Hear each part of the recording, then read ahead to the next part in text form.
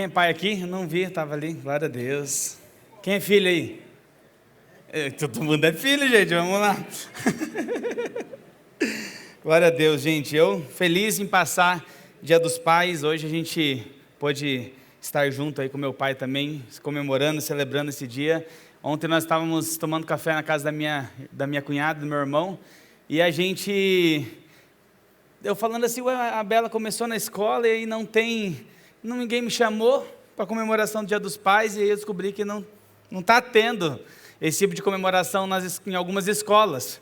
Eu falei, justo na minha vez de ser pai e receber homenagem das minhas filhas. Então, nós estamos orando para que logo a nossa escola aí, ela venha à tona aí, que nós vamos comemorar o Dia dos Pais, nós vamos comemorar o Dia das Mães, nós vamos celebrar o que o Senhor fez e o dom da família. Amém, queridos? Hoje nós vamos falar sobre um tema que eu intitulei como Encontro com Jesus. Eu queria que você abrisse a palavra do Senhor em Lucas capítulo 23. Nós vamos ver aí um encontro que o Evangelho de Lucas, ele traz para nós aqui nesse capítulo, nessa passagem, e queria que nós tirássemos alguns aprendizados aí. Você pode acompanhar aí aqui pelo telão, ou se você trouxe a sua Bíblia aí, você pode aí ler também junto com a gente. Diz assim: quando chegaram ao lugar chamado Caveira, ali o crucificaram com os criminosos, um à sua direita e o outro à sua esquerda. E Jesus disse: perdoa-nos, pois não sabem o que estão fazendo. Então eles dividiram as roupas dele, tirando sortes. O povo ficou observando e as autoridades o ridicularizavam, dizendo: você salvou os outros. Diziam uns aos outros ali e para ele mesmo: salve-se a si mesmo, se você é o Cristo de Deus, o escolhido. Os soldados, aproximando-se, também zombavam dele, oferecendo-lhe vinagre. Diziam: se você é o rei dos judeus, salve-se a si mesmo. Havia uma inscrição acima dele que dizia: este é o rei dos judeus. Um dos criminosos que ali estavam dependurados lançava-lhe insultos e dizia: você não é o Cristo? Salve-se a si mesmo e a nós. Mas o outro criminoso repreendeu, dizendo: você não teme a Deus, nem estando sob a mesma sentença, nós estamos sendo punidos com justiça, porque estamos recebendo o que os nossos atos merecem, mas este homem não cometeu nenhum mal. Então ele disse: Jesus, lembra-te de mim quando entrares no teu reino. Jesus lhe respondeu: eu lhes garanto, hoje você estará comigo no paraíso. Amém, queridos? Feche seus olhos. Senhor, nós te agradecemos por este momento, te agradecemos por tudo que nós já fizemos aqui, cultuando o seu nome, cultuando, Pai amado, essa presença tão maravilhosa, e nós clamamos, ó Pai, para que nessa noite o Senhor continue ministrando aos nossos corações e realmente trazendo a verdade, Pai amado, que transforma, que confronta e que gera vida, em nome de Jesus. Amém. Gente, aqui nós temos um momento e um cenário que é um dos ápices da história da vida de Jesus. É o momento da sua morte, é o momento que ele vai para a crucificação, né? E nesse momento, Lucas ele narra o momento onde Jesus ele encontra com dois homens, né, com dois ladrões. Algumas versões trazem como dois marginais ou dois criminosos, e esses dois eles têm a oportunidade de ter um encontro com Jesus. A questão é que um sai de uma forma desse encontro e o outro sai de uma outra forma. Nesse cenário também nós tínhamos ali os soldados, alguns religiosos, autoridades que também tiveram a oportunidade de ter um encontro com Jesus. E para nós iniciarmos esse momento aqui de reflexão, eu queria que você se lembre aí do momento e de quando foi que você encontrou com Jesus, ou de quando você foi encontrado por Jesus. Você se lembra quando isso aconteceu, né? Você se lembra o que conhecer e ouvir falar de Jesus, ou encontrar com Jesus, é diferente de você conhecer Jesus. Às vezes você pode ter até ouvido falar sobre Jesus durante um bom tempo, mas existiu um dia especificamente que você de fato decidiu conhecer Jesus e receber a salvação que já lhe era concedida desde lá da morte na cruz. Você pode talvez me conhecer, você pode talvez, aliás, me encontrar aqui, você me encontra na igreja, mas pode ser que nós não tivemos a oportunidade de nos conhecer verdadeiramente, de conversar, de se relacionar. Com Jesus não é diferente, mas existe algo mais importante ainda, porque além de encontrar com Jesus, é de fato reconhecer qual é a posição que Ele assume na nossa vida. Nesse contexto que nós estamos vendo aqui, nós temos basicamente essa história que eu narrei. Nós temos aqui o cumprimento da profecia de Isaías, lá quando ele diz no capítulo 53, que ele estaria e ele seria contado entre os transgressores, ou ele seria considerado, ele seria visto e tratado como os transgressores. No Lucas capítulo 22, o próprio Jesus diz que era necessário que se cumprisse isso, ou seja, essa cena, ela já estava, era uma concretização de algo que já havia sido previsto lá atrás. Era uma cena onde haviam as autoridades e alguns religiosos olhando para Jesus naquela situação, e Jesus dizendo: Pai, perdoa-os, porque eles não sabem o que fazem. Enquanto isso, os soldados, as autoridades olhavam para Jesus e diziam assim: se você é mesmo Cristo, saia daí. Se você é mesmo Cristo, então salve-se. A Bíblia diz que um dos ladrões, ele olha para Jesus e fala assim: se você é mesmo Cristo, salve-se daí. E além disso, salve a nós, salve a mim. Ao passo que o outro ladrão, ele olha para esse cara e fala assim: cara, como é que você pode, mesmo nessa situação, continuar com o mesmo comportamento? Nós estamos aqui porque os nossos atos, eles nos trouxeram até aqui, foram maus, nós merecíamos estar aqui, mas este homem não. Este homem não merecia estar aqui. E aí ele fala para Jesus: Jesus, lembra-te de mim quando entrares no teu reino. Então nós temos aqui, aí Jesus fala para ele que hoje mesmo você estará comigo no paraíso. Gente, aqui é uma cena onde nós vemos claramente duas pessoas, né, e focando desses dois ladrões, em situações parecidas e semelhantes, mas que tiveram uma resposta diferente, tiveram uma experiência diferente. Um deles recebeu a salvação e o outro não. Quando a gente olha para a nossa igreja, existem pessoas que entram aqui, as pessoas recebem o mesmo abraço, o mesmo sorriso lá na recepção, tomam o mesmo café, participam da mesma atmosfera de adoração, a mesma atmosfera de cura, elas participam de tudo da mesma forma, da mesma palavra que elas ouvem, mas uns saem daqui fazendo com que Jesus seja o dono, o Senhor e o Salvador da vida delas, e outros não. Por que isso acontece? Por que isso acontece? Porque eu não sei você, mas o meu interesse é aprender um pouco mais sobre isso, porque nós recebemos não o ministério da salvação, mas o ministério da reconciliação, e o que eu puder fazer, ou melhor, o que nós pudermos fazer para reconciliar as pessoas com Deus, nós devemos fazer. Por que algumas pessoas entram aqui e vão embora, e às vezes por vários cultos, elas estão vindo ali, é até agradável, é até gostoso, é até legal, mas não é esse o principal objetivo. O principal objetivo é que todos que entrarem por essa porta e terem acesso a essa palavra, saiam daqui dizendo: Jesus é o Salvador, é o Senhor, e dizendo como aquele ladrão, e recebendo uma resposta como ele recebeu: hoje mesmo estará comigo no paraíso. Não precisa ser hoje mesmo, tá, gente? Fiquem tranquilos aí, né? Mas nós estamos falando aqui de nós entendermos esses dois cenários, esses dois grupos de pessoas que são tipificadas aqui. E para entendermos isso, eu quero primeiro criar uma linha de raciocínio, aprofundando sobre o tipo de pessoa que estava ao lado de Jesus. A Bíblia diz que esses dois ladrões, eles estavam pagando uma pena, e era uma pena de crucificação. Crucificação, acertei, né? Estou dando uma errada nas palavras, hoje de manhã eu também errei, não sei o que está acontecendo, vocês me ajudem aí se acontecer isso. E esses dois provavelmente não eram ladrões que passaram ou cometeram crimes leves. Existia uma lei romana que trazia uma pena, uma sentença nesse sentido para algumas pessoas que realmente haviam feito crimes pesados, crimes que foram de fato, provavelmente envolvendo assassinato. Eu não sei se você já teve a infelicidade de participar, né, de um assalto, por exemplo, e isso gera trauma nas pessoas, isso gera tristeza, isso gera, sabe, as pessoas, elas demoram às vezes tempo para conseguir superar uma situação como essa. Alguém que entra na sua casa, rouba o que era seu, faz você um refém, vai embora, se apropriando daquilo que você tanto gastou tempo e energia e recurso para você conseguir, mas muito mais do que isso, deixa uma marca emocional, psicológica, que depois você precisa cuidar e ser curado disso. Inclusive, se você já passou por isso, nós queremos ao final do culto orar por você. Mas crimes como esses, provavelmente podem ter sido crimes que aqueles 2 ladrões cometeram. Aqueles homens, eles tinham uma mentalidade de que eu vou fazer o que for necessário para conseguir o que eu quero.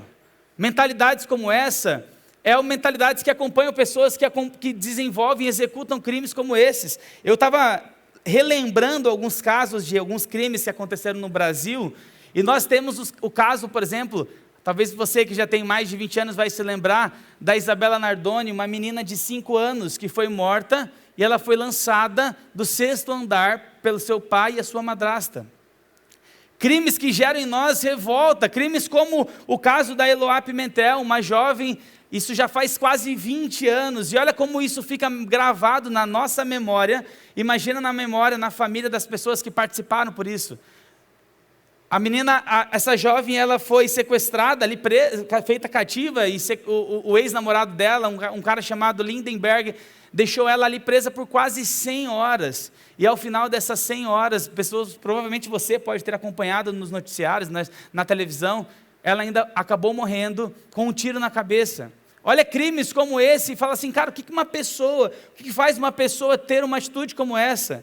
Existem questões emocionais, existem coisas que podem ser psicológicas, o fato é, e indiscutível, são crimes que geraram traumas em alguém.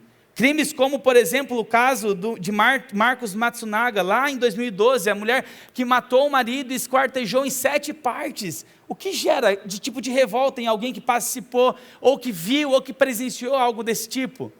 Sabe, isso é fruto também de pessoas que alimentam o que eu vou fazer, e eu vou fazer o que for necessário para suprir aquilo que eu entendo que é bom para mim. Essa semana, você pode ter acompanhado aí na internet um youtuber famoso chamado Felca, bastante seguido por muitas pessoas. Ele lançou um vídeo fazendo uma denúncia muito séria, falando sobre adultização, falando sobre a exploração de menores de idade, na criação de conteúdo na internet, com o único intuito de gerar monetização e lucro e dinheiro. Olha o que as pessoas estão capazes, o que as pessoas são capazes de fazer. E realmente foi, se você não, e aí abrindo um parênteses aqui nesse tema, é extremamente necessário você saber não só o que o seu filho que é criança, mas o seu filho que é adolescente está fazendo, está vendo. Porque se nós como adultos precisamos cuidar, imagina os nossos filhos, imagina os nossos adolescentes. Mas denúncias como essa, porque pessoas elas estão dispostas, mesmo que de forma mascarada em algumas vezes, fazer o que for necessário para satisfazer o meu eu. É aquilo que nós chamamos de uma mentalidade de bebê. Tudo que importa sou eu, tudo que importa sou eu. Eu quero uma casa, eu não tenho, você tem, eu pego a sua. Eu quero um carro, eu não tenho, você tem, eu pego o seu. Por que a gente fala uma mentalidade de bebê? Porque um bebê, ele não está se importando muito com o contexto, com a situação. Se ele quer algo, se ela quer algo, ela vai chorar, e vai chorar às vezes até conseguir. Cabe a você, pai, cabe a você, mãe, responsável pelo seu filho, definir limites. A minha filha, a Bela, está desenvolvendo ali algumas habilidades de gritar alto, de chorar alto. Eu não ensinei isso para ela, nem minha esposa ensinou isso para ela. Mas eu sou o responsável em dizer para ela, não adianta chorar mais alto, o mundo não gira em torno de você. Ou melhor, pouca coisa vai girar em torno de você, filha. E não é chorar mais alto que vai te fazer conseguir, mas é um desafio. É um desafio nós ensinarmos, é um desafio nós educarmos, mas porque existe uma mentalidade que ainda é uma mentalidade do que tudo gira em torno do que eu quero. E se a Bela quer agora um doce, ela vai chorar na cabeça dela até ela conseguir um doce. Se nós fôssemos dar doce toda vez que ela pede, ela estava com diabetes já. É responsabilidade minha, é responsabilidade sua. E reforçando esse parênteses que eu abri, o pastor ministrou uma série sobre papéis. E eu não sei e eu espero que algumas atitudes daquilo que você ouviu durante essa série, de fato se transformem na execução, na ação. Né? E um dos temas, né, muitas coisas a gente vai trazendo para a nossa vida, mas um dos temas que eu e a Esther, nós nos comprometemos juntos, e é importante eu falar aqui porque não era algo que nós fazíamos de uma forma tão disciplinar, que são os cultos domésticos. Toda vez que a minha filha tiver um comportamento ruim, uma ação ruim, eu reajo como pai para tentar ensinar, para tentar corrigir em amor, mas eu preciso, e nós que desenvolvemos uma mentalidade cristã, eu preciso entender que eu tenho que fazer mais do que reagir à atitude dela, eu preciso ensinar, nós precisamos fazer momentos onde eu vou passar princípios, há momentos dos nossos cultos domésticos. Nessa semana nós tivemos o discipulado em conjunto ali com o pastor e os seus discípulos, e ele reforçou e nos desafiou, e nessa semana, para a honra e glória do Senhor, nós fizemos 3 cultos domésticos. Nossa, Marcos, só 3? Glória a Deus, gente. Eu sou pastor aqui, eu estou reconhecendo. Nós estávamos falhando nessa parte. Orávamos junto com as nossas filhas, mas dedicaram tempo. E agora pegamos o violão. A Esther, quando eu não consigo chegar ao trabalho, ela faz com elas, porque intencionalmente eu não posso reagir à minha filha. Eu preciso agir de forma antecipada, ensinando o princípio, ensinando valores. Porque se eu não fizer, em 2 cliques, ela consegue acesso à informação. E é essa influência que ela vai receber. Esse tipo de mentalidade é uma mentalidade de bebê que nós precisamos tomar uma atitude, um comportamento intencional de explicar, de ensinar. É mentalidade dessa que esses, voltando para a história, né, eu abri esse parênteses, mas voltando agora para a história dos ladrões, provavelmente foram mentalidades que eles tiveram para cometer um certo delito, que fizeram eles chegarem até ali. É uma mentalidade de, eu vou fazer o que for necessário, mesmo que isso custe infringir lei, infringir o que não é meu, e chegar e invadir aquilo que eu não me pertence, ou cometer traumas em algumas pessoas. Queridos, nós estamos aqui para desenvolver a nossa mentalidade. O Senhor diz assim que nós nascemos de novo, mas a nossa mentalidade precisa ser renovada todos os dias, por meio do contato com a sua palavra. Então, esses 2 homens que estavam ao lado de Jesus, não eram homens bonzinhos, para eles estarem ali. Mas ainda assim nós vamos ver qual é a forma com que Jesus lida com essa situação. Então vamos lá.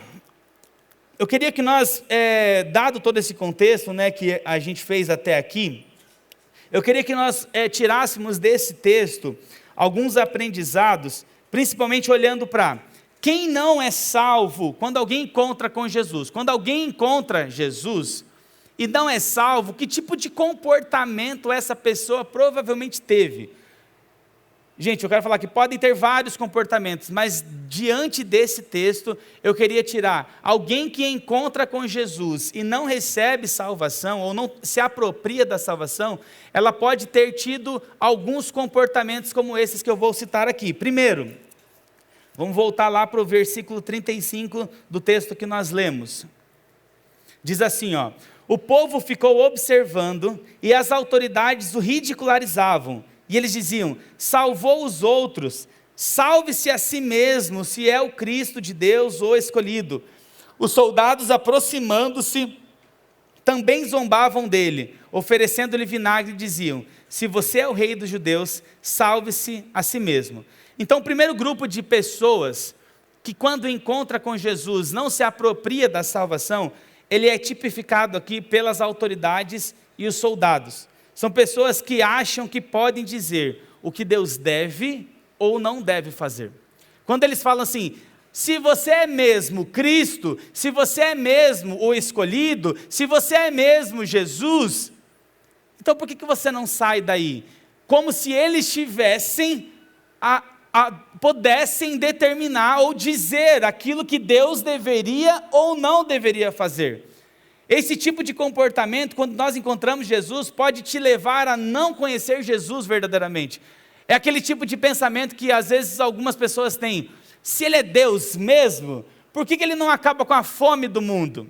Se Ele é Deus mesmo, por que Ele não acaba com a guerra do mundo? Se Ele é Deus mesmo, por que Ele não acaba com o sofrimento do mundo? É como se Ele dissesse assim: olha, eu posso até crer, mas para que isso aconteça, você precisa fazer isso, isso e aquilo. Você precisa resolver aquele problema, o problema da cidade, você precisa resolver o problema da nação, você precisa resolver o problema da economia, você precisa resolver o problema da política. Gente, nós não estamos, sinto muito te dizer, mas eu e você, nós não estamos nessa condição. Nós não estamos na condição de dizer assim: se você é Deus mesmo, sai daí. Se você é Deus mesmo, desce daí. Mal sabiam eles que Jesus, para ser Deus, ele não tinha que descer da cruz, ele tinha que subir na cruz. Mal sabiam eles que o que Jesus estava fazendo ali, descer da cruz, não faria dele Deus, mas eles, na mentalidade deles se você é Deus mesmo, faz isso. Talvez você pode em alguns momentos ter encontrado com Jesus ou ouvido falar sobre ele, mas com uma mentalidade de, se ele fosse Deus mesmo, ele não teria deixado isso acontecer.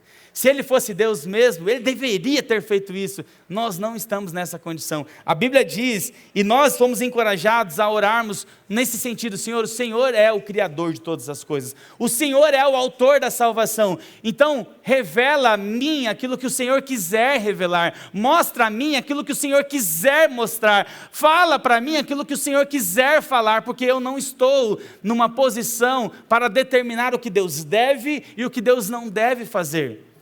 Eu não estou nessa posição, afinal Ele é o Criador de todas as coisas. A Bíblia diz em Gênesis capítulo 1, diz: no princípio foi Deus quem criou os céus e a terra. Salmos 33, 6 diz que pela palavra do Senhor foram feitos os céus e todo o exército deles pelo sopro da sua boca. Colossenses 1,16 diz: pois nele foram criadas todas as coisas nos céus e na terra, as visíveis e as invisíveis, sejam tronos, sejam dominações, sejam governantes ou autoridades, todas as coisas foram criadas por Ele e para Ele. Foi Deus quem criou todas as coisas. Nós não podemos dizer, e não podemos, ao encontrar com Ele, dizer e colocar nessa condição: se você é Deus, você deveria fazer isso, ou você deveria fazer aquilo. Outro, o que mais? Ele é o autor da minha história, Ele é o autor da sua história.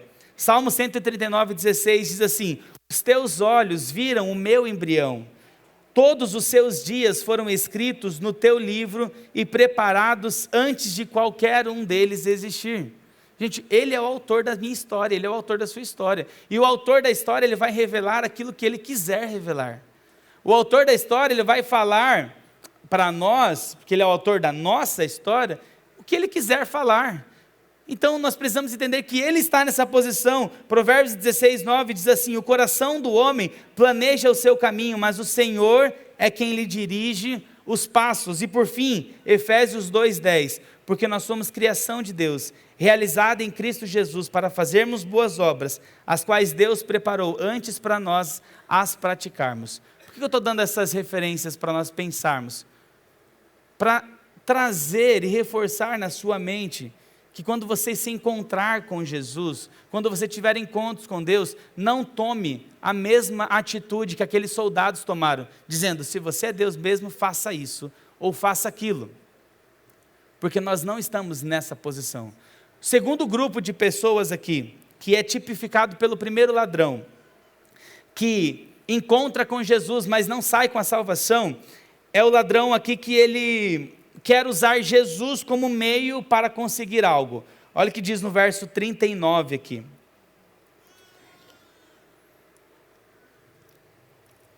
Um dos criminosos que ali estavam, dependurados, lançava-lhe insultos. Em algumas versões trazem que eles traziam essa questão de zombando, ele trazia essa questão de zombando de Jesus, dizendo: você não é o Cristo? Salve-se a si mesmo e a nós. Nesse caso, ele também condiciona a reconhecer Jesus como Cristo, não só fazendo algo qualquer, é fazendo algo para Ele. Essa é uma outra visão, e é um outro grupo de pessoas e de comportamento de alguém que encontra com Jesus, mas não recebe salvação. É quando alguém fala assim: Senhor, se o Senhor é Deus mesmo, então, aí parece até nobre, né? Então cura meu filho, cura minha vida. Se você é Deus mesmo, Senhor, então transforma o meu casamento. Se você é Deus mesmo, Senhor, então me dá esse emprego porque eu estou passando necessidade. Você está vendo que é diferente inclusive do contexto daquele ladrão, porque aquele ladrão, na verdade, ao que me parece, ele nem estava de fato acreditando que Jesus era e nem tinha interesse nisso. Ele estava zombando, ele estava insultando, dizendo assim: se você é Jesus mesmo, sai daí, mas também salva a mim. Ué, você não é o bonzão? O comportamento que às vezes nós temos não é esse, não é nesse exato contexto, porque a gente não está zombando de Jesus, Parece até nobre, porque a gente fala assim, Senhor, eu realmente preciso disso. Mas a forma como nós nos posicionamos não é diferente.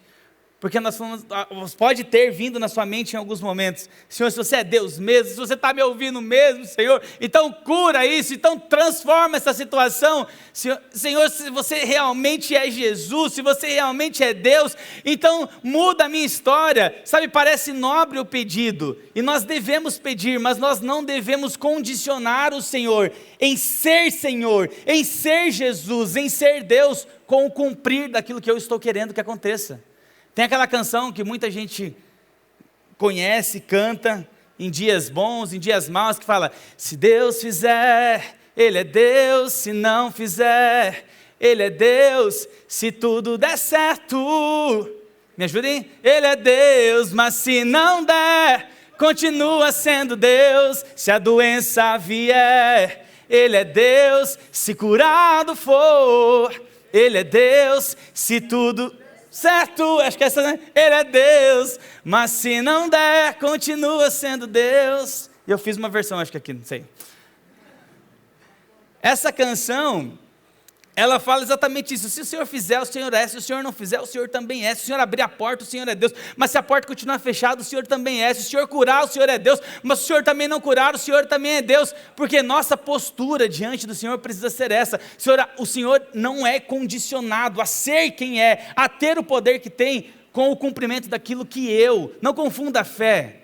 Não confunda a fé em oração, em pedir, em declarar, com querer ditar que o Senhor, para ser Deus, Ele precisa fazer algo específico na sua vida.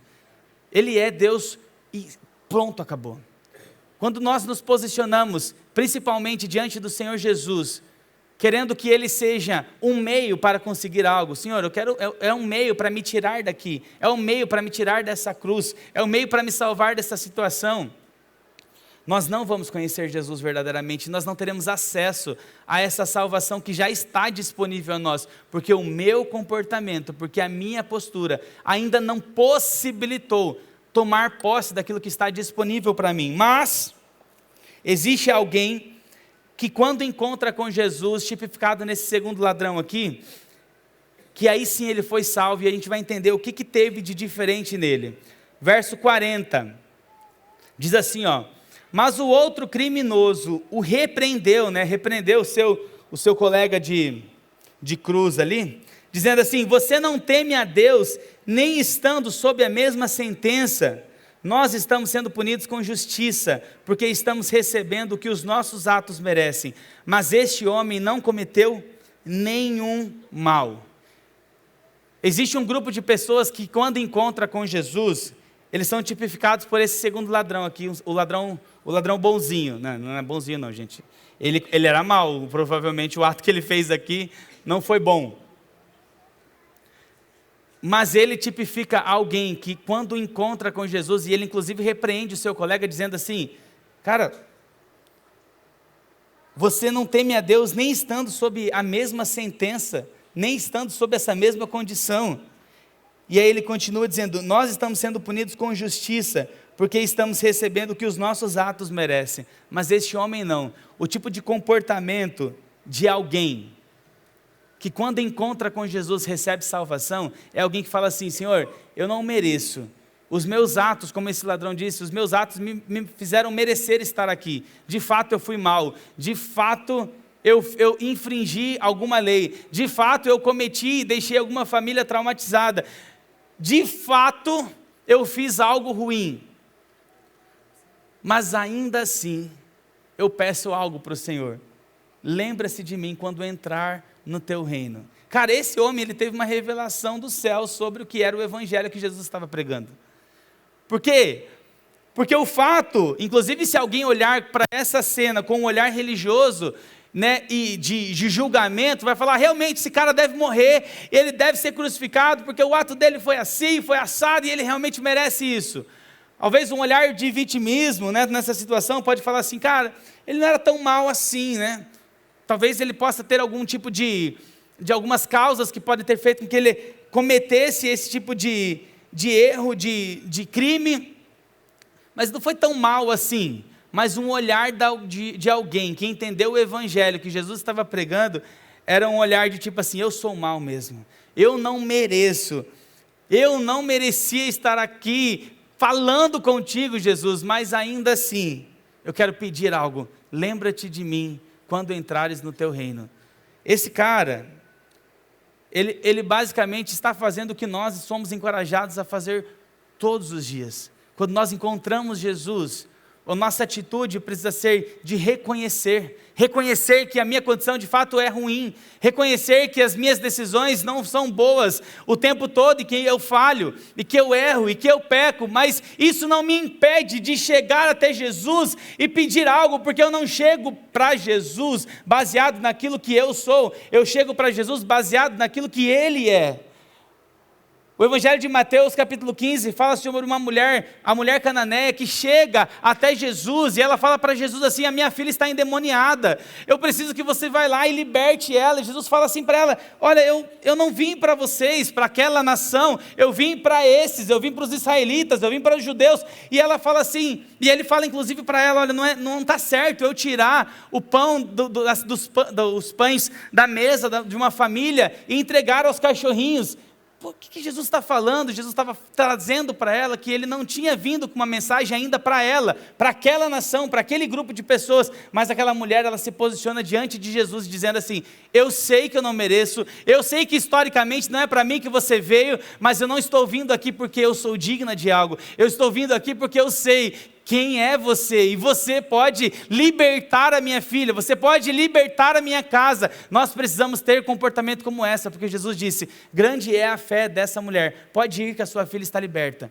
Esse tipo de atitude, como dessa mulher, como desse ladrão, fazem nós olharmos para Jesus dizendo, Senhor, a minha família está desestruturada, o meu casamento está desestruturado, as minhas decisões foram erradas, as minhas escolhas foram erradas, por mais que eu tente, eu ainda vacilo, por mais que eu tente, eu ainda erro, mas o Evangelho de Jesus me permite chegar até Ele e dizer assim, mesmo não merecendo, eu venho pedir algo ao Senhor, lembra-te de mim, lembra da minha família, lembra da minha necessidade, porque você não está impedido de pedir, mas a forma como você chega a Jesus vai mostrar se você sai desse encontro com a salvação ou se você sai desse encontro frustrado porque Ele não faz o que você quiser. Nós estamos aqui falando de um evangelho e de uma salvação que não está baseado naquilo que eu sou, está baseado naquilo que Ele é. Quando Jesus fala para ele assim, hoje mesmo você estará comigo no paraíso, sabe o que ele estava querendo dizer? Para ele, de fato, aquele homem morreu e estaria com Jesus. Mas sabe por que ele estaria com Jesus? Porque quando você reconhece, você entende que você é salvo, você se torna um com Ele.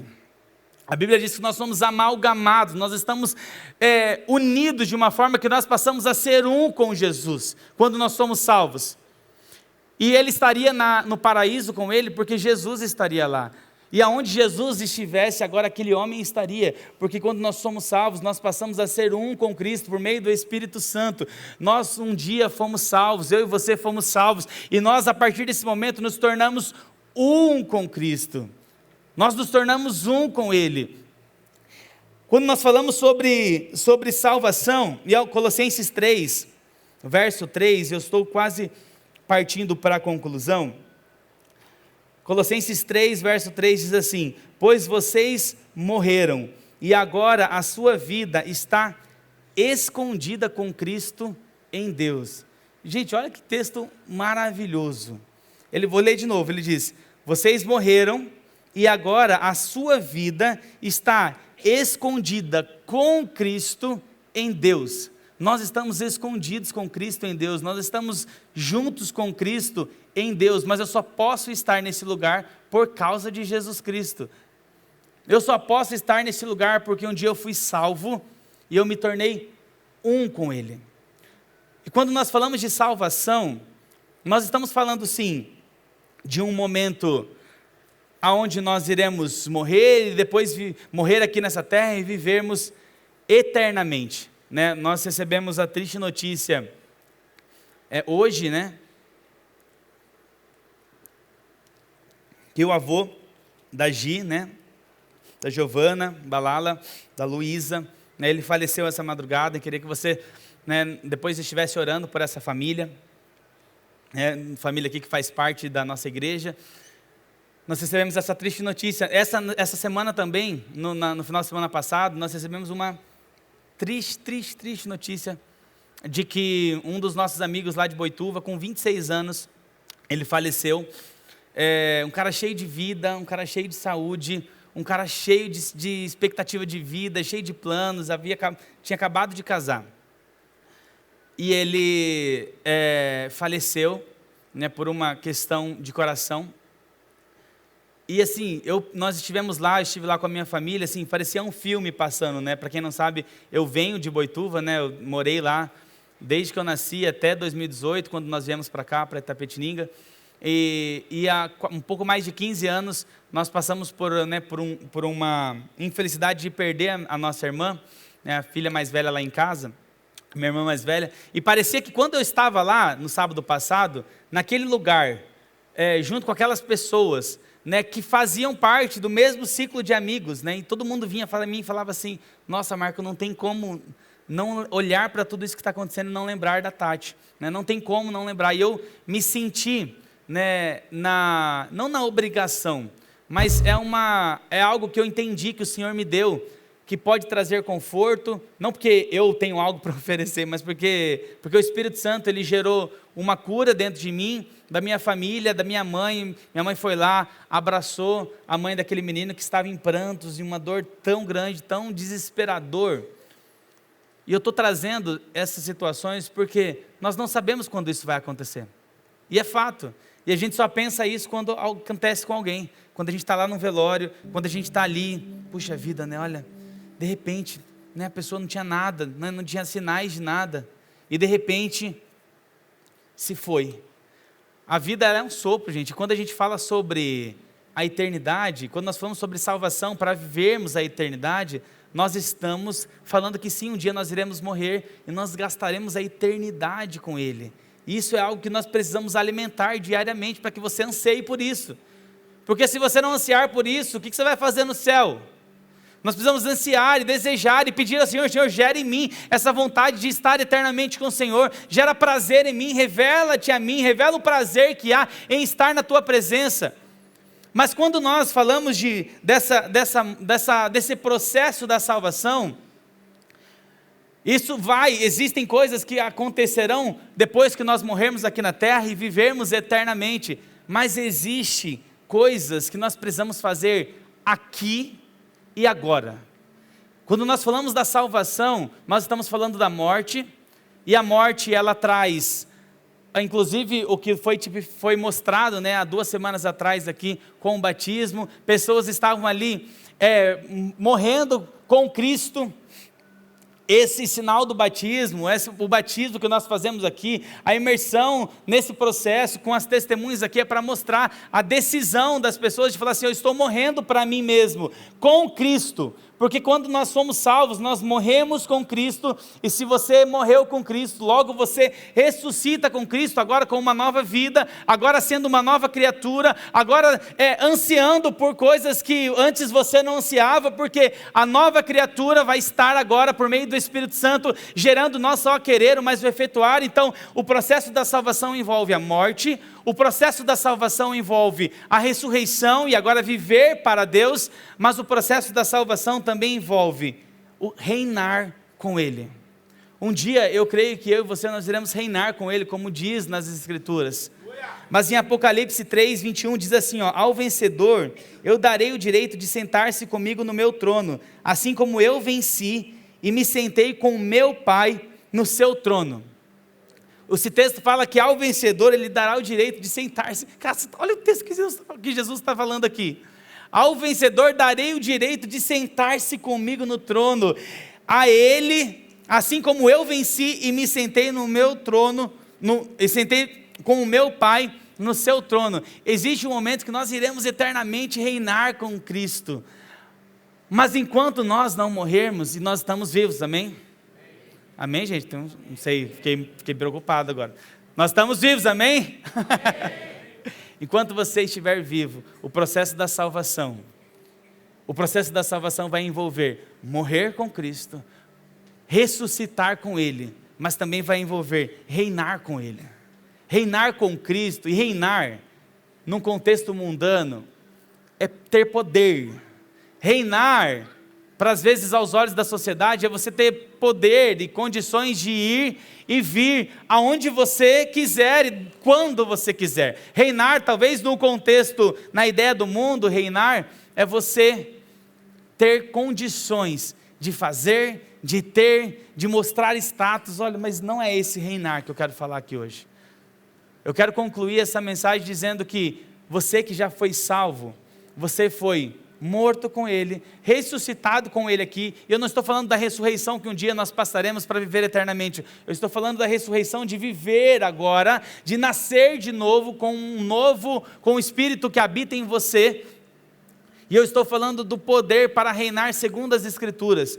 Poder para reinar é você ter poder para perder a própria vida para que outros sejam salvos. O Senhor nos ensina por meio da sua palavra que nós recebemos não o ministério da salvação, nós recebemos o ministério da reconciliação. Poder para salvar é você dizer assim: Senhor, eu não sei como que eu falo, Senhor, eu não sei como eu exponho, eu não sei como falar do Senhor. Poder para reinar é você falar: Senhor, eu nem sei as palavras certas, me permita aqui usar um exemplo. O Caio, num discipulado, falou para mim, do Moacir, esses dias nós estávamos conversando sobre isso, e ele falou para o Caio assim, vou falar, tá? Acho que não tem problema, é um pecado, ele está brincando, gente, né? Ele falou para ele assim, Caio, eu não sei falar direito, mas eu vou trazer as pessoas aqui, e você fala, eu trago e você faz, eu trago até aqui, e você fala, porque você sabe falar, eu ainda não sei falar. Poder para reinar é dizer assim: Senhor, o que eu posso fazer para contribuir para que a reconciliação não chegue e não pare em mim? É levar pessoas. Então eu vou colocar todo mundo no meu carro e eu vou levar numa célula, porque enquanto eu não tiver habilidade suficiente para falar disso, eu vou agir como alguém que está reinando com Cristo. Reinar com Cristo é agora, reinar com Cristo é aqui, reinar com Cristo é se preparar e cuidar de pessoas para que outras pessoas sejam alcançadas. Reinar com Cristo é dizer: Senhor, o que o Senhor espera de mim hoje? Reinar com Cristo é dizer: Senhor, não nos dá Itapetininga, é dizer: Senhor, nos dá para Itapetininga. Eu não quero que a igreja, a cidade venha aqui, eu quero que nós nos preparemos para servir a cidade. O fato que nós estávamos fazendo aqui, inclusive, nesse final de semana passado, lá no Lar São Vicente, poder para reinar é você saber que você carrega uma mensagem de salvação e de reconciliação. Poder para salvar é você falar assim: esse pecado eu não consigo vencer, essa frieza eu não consigo vencer. Cara, a sua atitude precisa ser diferente. Eu recebi poder, eu morri, eu ressuscitei com Ele, e agora eu tenho poder para reinar, e esse poder me faz dizer: eu venci o pecado, porque o Senhor é a minha rocha, porque o Senhor é a minha fortaleza. Eu posso não saber e não ter as melhores habilidades, mas eu estou com o meu Deus, eu estou com o meu Senhor, e Ele me possibilita reinar sobre a minha casa, reinar no meu trabalho, é me posicionar aonde o Senhor me colocou, porque eu carrego uma mensagem de reconciliação. Você que foi salvo precisa entender que a salvação ela não pode parar em você. Você que foi salvo precisa, eu queria que vocês colocassem de pé. Você que foi salvo, você precisa entender que o chamado que o Senhor tem para você vai além de você esperar Cristo voltar para que você possa viver eternamente com Ele. Porque se de fato você teve um encontro com Jesus e recebeu essa salvação, isso vai gritar dentro de você de uma tal forma que isso não vai conseguir ficar parado em você. E se você está acomodado, como se tudo que Jesus fez para você era para que você se tornasse um simples objeto de decoração no reino de Deus, como uma garrafa que está aqui, decorando esse objeto. Eu fui salvo, e agora você se tornou um objeto de decoração no reino de Deus. Não é para isso que o Senhor te salvou. O Senhor não te salvou para que você viesse todos os domingos aqui, ouvisse uma palavra agradável, ouvisse uma canção agradável, e fosse embora, e voltasse no próximo domingo, para que isso se repetisse de semana em semana. O Senhor te salvou para que você pudesse abalar as estruturas do inferno. O Senhor te chamou e o Senhor te salvou quando você teve um encontro com Ele, e isso foi tão intenso na sua vida, e que você já fez tanto, e que hoje pode ser que você já não tenha feito tanto, porque a frieza tomou tanto espaço na sua vida. Foi trauma, foi frustração, foi desencorajamento. Já nem acredito mais muito nessas coisas, Marco, mas só você sabe o encontro que um dia você teve com Cristo, e eu estou aqui só como um intermediador, um facilitador, para fazer com que você se lembre que Jesus, Ele não te salvou para fazer de você um objeto de decoração no reino dEle, na casa dEle. Ele te chamou para ser intencional, Ele te chamou para fazer a diferença. Ele sabe a habilidade que você tem, você sabe quais são os dons que Ele te deu, e a salvação, ela precisa gerar mais. A salvação precisa gerar em você, e aí começa a gerar um nível de maturidade, que eu não só renuncio aquilo que é pecado, eu renuncio coisas que nem são pecados, que às vezes são entretenimento. Eu renuncio meu tempo no celular, eu renuncio meu tempo na televisão, eu renuncio até às vezes o meu tempo de descanso. Não estou falando para você não descansar, eu estou falando que nós desenvolvemos uma maturidade em alguns momentos, que você vai renunciar e abrir mão de algumas coisas, que nem são pecados, mas que você vai entender a necessidade de ir mais profundo com Cristo, para que você se prepare para reinar com Ele. Cara, eu preciso aprender mais sobre esse assunto, eu preciso aprender mais sobre esse tema, porque eu sou chamado para reinar com Cristo, e alguém que reina com Cristo, ele vai para frente, ele avança, ele evolui. Essa mensagem, ela tem dois grandes principais objetivos. Talvez para você, que nunca encontrou, ou que já ouviu falar de Jesus, mas nunca fez Jesus o Senhor da sua vida, nunca de fato fez. Você talvez recebeu informações, mas você nunca fez, e nunca se comportou como aquele ladrão, dizendo: Senhor, eu merecia estar aqui, eu não sou digno disso. Às vezes você está com a sua família desestruturada, e você já ouviu algumas vezes falar de Jesus, mas a sua posição, a sua postura estava sendo assim: se Ele é Deus mesmo, Ele tinha que mudar isso, Ele tinha que aquecer essa parte do meu coração, se Ele é Deus mesmo. E não é esse tipo de comportamento que o Senhor espera que você tenha. O comportamento de alguém que vai ser transformado por ter contato com Jesus, vai ser: Senhor, eu sei que eu não mereço, eu sei que eu não sou digno, eu sei que eu fiz uma confusão na minha mente, eu sei que eu fiz uma confusão na minha casa, eu tentei revolucionar as coisas, eu tentei reestruturar, recodificar, e eu não consegui.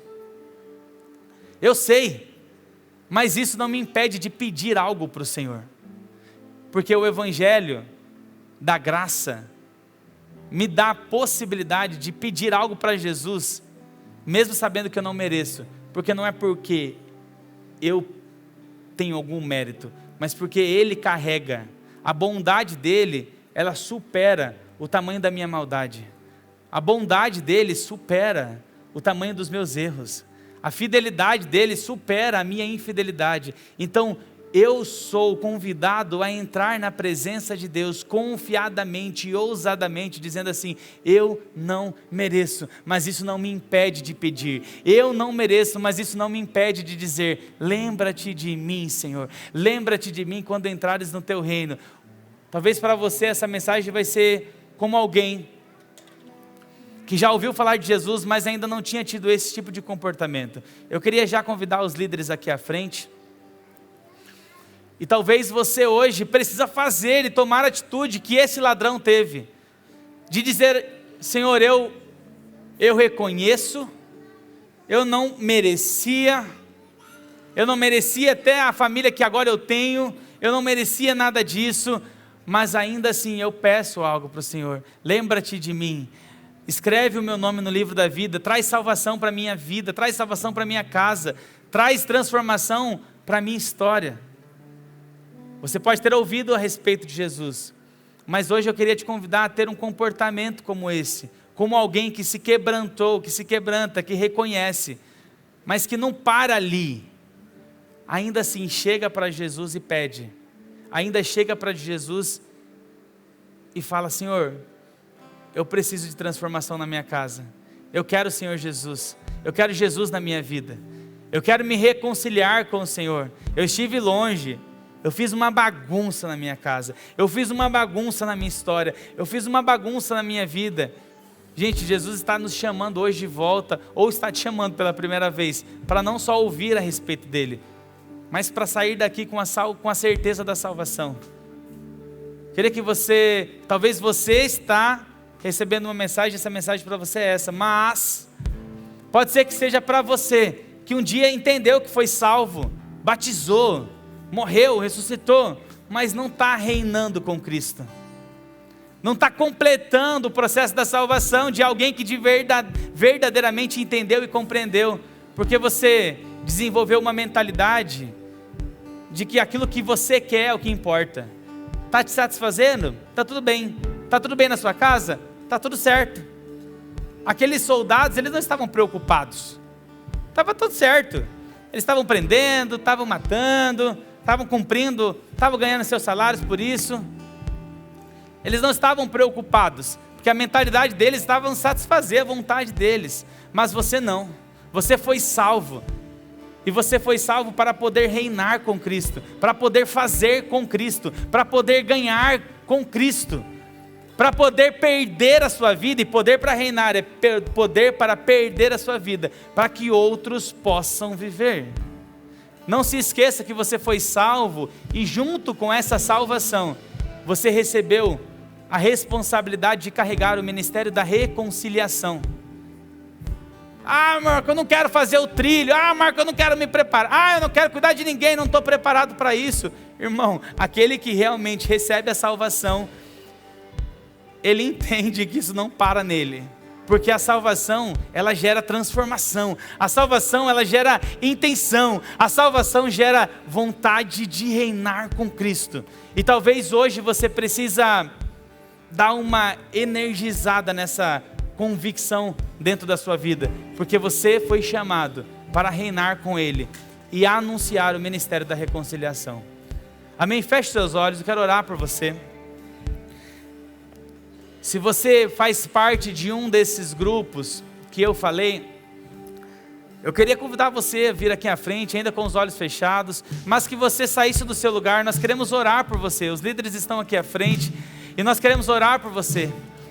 Senhor, nessa noite, Deus, nós estamos diante da Tua palavra sendo exposta e ministrada. Senhor, pessoas aqui tiveram a oportunidade de encontrar com Jesus, mas não reconheceram, não foram salvos, porque o comportamento e a atitude delas, ó Pai, não foi como de alguém que reconhece a sua condição, a sua própria condição, a sua maldade, a sua incapacidade de fazer o bem por si só. Deus, e nessa noite eu oro, Pai amado, para que as pessoas respondam, que haja resposta, Pai amado, Senhor, daqueles que ainda não te conhecem, ou daqueles que estão distantes do Senhor, dizendo: Jesus, eu reconheço que eu fracassei, eu reconheço que eu falhei, que essa seja a nossa oração. Eu reconheço que eu pisei na bola, eu reconheço que eu errei, eu reconheço que eu fiz errado, mas Jesus, lembra-se de mim, lembra da minha família, lembra da minha história, lembra dos meus sonhos, lembra dos meus projetos, porque eu estou diante de um Deus bondoso, cuja bondade supera a minha maldade, cuja fidelidade supera a minha infidelidade, cujo poder supera a minha fraqueza, e é nisso que nós somos aperfeiçoados. Pai, se existe alguém aqui, Pai amado, disposto a entregar a vida para Jesus, se existe alguém aqui, Pai amado, que está querendo se reconciliar, nós estamos aqui como ministros da reconciliação. Nós oramos e intercedemos como igreja, para que filhos voltem a casa, para que filhos voltem ao Senhor, para que sejam reconectados a Ti, em nome de Jesus, em nome de Jesus, em nome de Jesus, Pai, em nome de Jesus, Senhor. Senhor, nós também queremos orar, Pai, por aqueles que um dia entenderam, receberam a salvação, se encontraram com Jesus, tiveram essa atitude, mas pararam e não continuaram no poder de reinar com Cristo. Senhor, nós que recebemos esse tesouro, nós que recebemos essa vitória que o Senhor nos concedeu, nós não podemos parar, nós precisamos prosseguir. Deus, e o que for necessário nós fazermos para prosseguir, se for necessário quebrantar nosso coração novamente, se for necessário clamar por intermediação, se for necessário chorar aos teus pés, Senhor, nós queremos fazer isso, mas nós queremos dizer, nos dá a convicção de que o Senhor nos chamou e nos deu poder para reinar. Senhor, que haja em nós o interesse de reinar com Cristo, não para que o Senhor nos dê Itapetininga, mas para que o Senhor nos dê para Itapetininga, para que o nosso tempo seja dedicado para que outros possam viver, para que a nossa morte possa gerar vida, para que a nossa renúncia possa gerar reconciliação, para que a nossa decisão possa gerar arrependimento e conexão de vidas com o Senhor. Deus, nós oramos nessa noite, Pai. Nós ainda daremos um tempo para você que quiser vir aqui à frente. Nós queremos dedicar esse tempo para isso. Enquanto o louvor canta uma adoração aqui, eu queria que você aproveitasse. Se você quiser vir aqui à frente, nós queremos orar por você.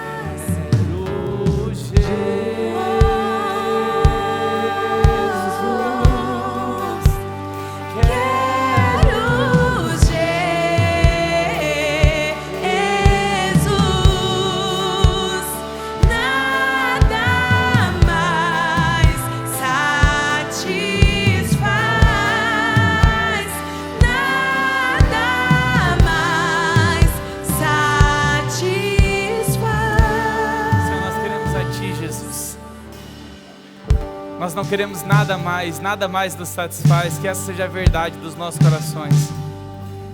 Que nós possamos viver salvos, que nós possamos viver convictos de que o Senhor nos chamou e nos deu poder para reinar com Cristo. Nós queremos reinar, ó Pai, segundo aquilo que a Tua palavra nos traz, carregando esse ministério da reconciliação. Em nome de Jesus, em nome de Jesus. Você que recebeu essa palavra, dê uma salva de palmas bem forte. Obrigado, Jesus.